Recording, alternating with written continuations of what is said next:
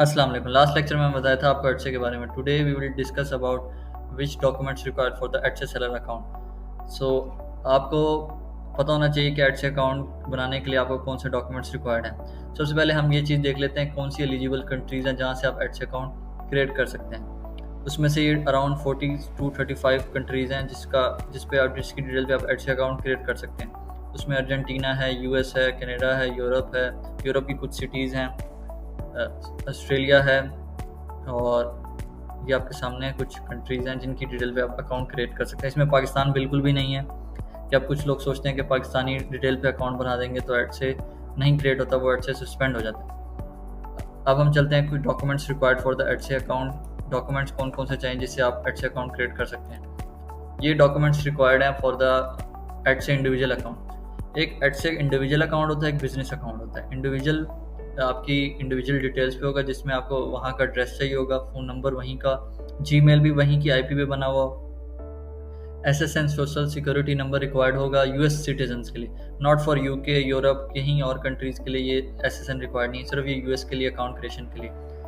Passport और driving licence भी वहीं जहाँ बंदा रहता है नेशनल हो तो उसी का वहीं का रिक्वायर्ड हो, नॉट इवन के वो किसी और कंट्री से गया किसी और कंट्री में स्टडी वीज़ा या किसी और वीज़े से, और उसके पास वहाँ का स्टडी वीज़ा हो या ड्राइविंग लाइसेंस ना हो, अपनी होम नेशन का ड्राइविंग लाइसेंस हो, तो वो एक्सेप्टेबल नहीं है। जहाँ जिस कंट्री में गया उस कंट्री का ड्राइविंग लाइसेंस और पासपोर्ट रिक्वायर्ड है। उसके बाद बैंक अकाउंट भी वहीं का रिक्वायर्ड है, बैंक कार्ड भी लोकल या वाइज, या तो आप वहीं का बैंक यूज़ कर सकते हैं फॉरेन बैंक, या तो ट्रांसफ़र वाइज वहीं की डिटेल पे बना के अटैच कर सकते हैं। उसके बाद ये एलएलसी डॉक्यूमेंट्स रिक्वायर्ड होते हैं फॉर अ बिजनेस अकाउंट। अगर किसी ने एलएलसी डॉक्यूमेंट्स पे बनाना हो उसके लिए आपको फ़ोन नंबर रिक्वायर्ड है, एसएसएन और ईआई नंबर दोनों रिक्वायर्ड है। अब कुछ लोग सोचते हैं कि ईआई नंबर दे देंगे और एसएसएन नहीं देंगे, बिल्कुल ऐसा नहीं है। एसएसएन ज़रूरी है social security number Etsy account creation के लिए। ये उन लोगों के लिए जो पाकिस्तानी क्या कहते हैं एलएलसी फॉर्मेशन करके उनके पास ईआई नंबर होता है, वो सोचते हैं कि एडसे अकाउंट क्रिएट करें पर ईआई नंबर दे देते हैं, पर वो बात यही है कि अकाउंट क्रिएशन होते ही सस्पेंड हो जाएगा, एडसे अप्रूव नहीं करेगा, एसएसएन रिक्वायर्ड है। उसके बाद जीमेल, वहीं की जीमेल होनी चाहिए, कंपनी का एड्रेस होना चाहिए, कंपनी का बैंक अकाउंट, कंपनी का बैंक कार्ड और पासपोर्ट और ड्राइविंग लाइसेंस होना चाहिए आपके पास।